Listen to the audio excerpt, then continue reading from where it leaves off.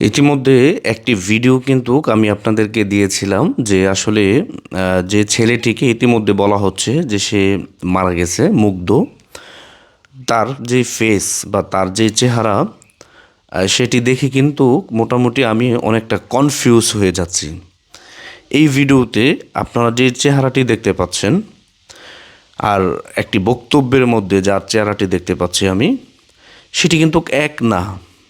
আপনারা যদি একটু লক্ষ্য করে দেখেন, এই দুইটি চেহারা যেটাকে বলা হচ্ছে যে তারা যমজ ভাই বা আদৌ কি সেই কি সে কিনা, এখন কিন্তু আসলে সেটি কনফিউজ হয়ে যাচ্ছে অনেকে।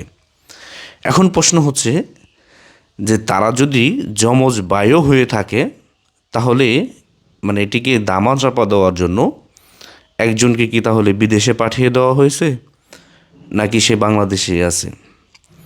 ইতিমধ্যে অনেকে এই ভিডিওর একটি সত্যতা যাচাই করতে চেয়েছিলেন। আমাকে অনেকে বলেছেন যে আপনি না বুঝে শুনে শুধু নিউজ কেন করলেন।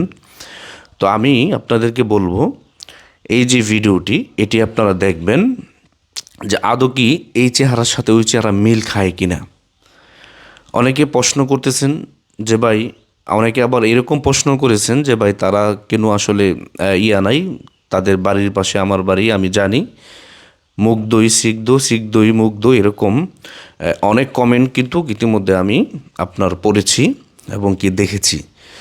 তো এগুলো আসলে আমাদের দায়িত্ব হচ্ছে তুলে ধরা। এগুলো বিবেচনা করবেন আপনারা। আমি যে বলবো যে আমার কথা আপনাকে বিশ্বাস করতে হবে এমন কোনো কথা না, আমার কথা সত্য নাও হতে পারে।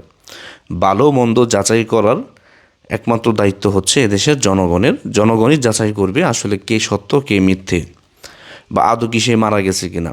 সে মারা গেলে অবশ্যই আমরা তার কবর কোথায় সেটি দেখতে পেতাম, বা তাকে ফুল দিয়ে শ্রদ্ধা জানানো হতো, বা তার অনেক আনুষ্ঠানিকতা বা তার অনেক কিছুই কিন্তু আমরা মোটামুটি আমাদের চোখে পড়তো। কিন্তু ইতিমধ্যে এখনও পর্যন্ত এই ভিডিও দেওয়ার পরে এরকম কিনু আপনার নিউজ আমি পাইনি। বা আমিও কিন্তু বলেছিলাম যদি সে আসলেই মারা গিয়ে থাকে মুগ্ধ, তাহলে অবশ্যই আমি তার কবর জিয়ারত করতে যাব এবং কি সেখানে গিয়ে আমি কবর জিয়ারত করব। এখনও পর্যন্ত এরকম কোনো তথ্য কিন্তু আমরা পাইনি। তার এটা আসলে আমরা কিভাবে এটি নিতে পারি, বা আসলে কি এটি সত্য ঘটনা কিনা, সেটাও কিন্তু ইতিমধ্যে অনেকটা কনফিউজ।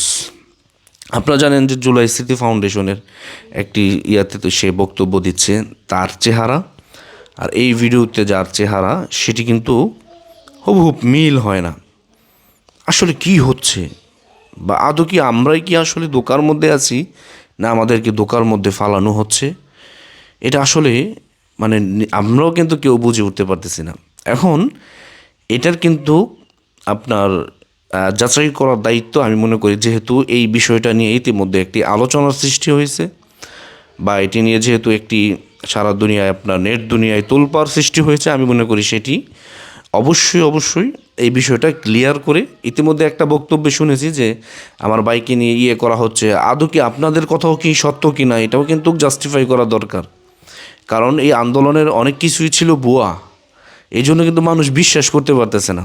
যদিও অনেকে বলতেছেন যে ভাই ওনার ভাই তো বলছে, কিন্তু না ভাই, এই আন্দোলনের অনেক কিছু ভুয়া হওয়ার কারণে কিন্তু মানুষ এগুলো এখন আর বিশ্বাস করতেছে না, সত্যটাকে অনেকে বিশ্বাস করতেছে না। আপনি যখন মিথ্যা বলতে বলতে বলতে বলতে যখন অভ্যস্ত হয়ে যাবেন, তখন আপনার সত্য কথাও কিন্তু কেউ বিশ্বাস করতে চায় না।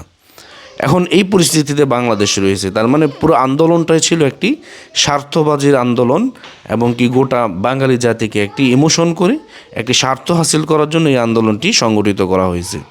তার এখানে আমাদের কথা বলা তো আমাদের ভুল না, এটা জাস্টিফাই করার দায়িত্ব এদেশের জনগণের, এবং কি আপনার যারা বিভিন্ন পদ পদবিতে রয়েছে তারা সেটিকে এখন করবে। আমি মনে করি যেহেতু এই বিষয়টা নিয়ে বিতর্কের সৃষ্টি হয়েছে, সবাই যাক ওর বাড়িতে কীভাবে কী হয়েছে সব কিছু খুলে বলুক। তাহলে এই ভিডিওতে আমরা কাকে দেখছি, এটা কিন্তু আমাদের বুঝতে হবে ভাই।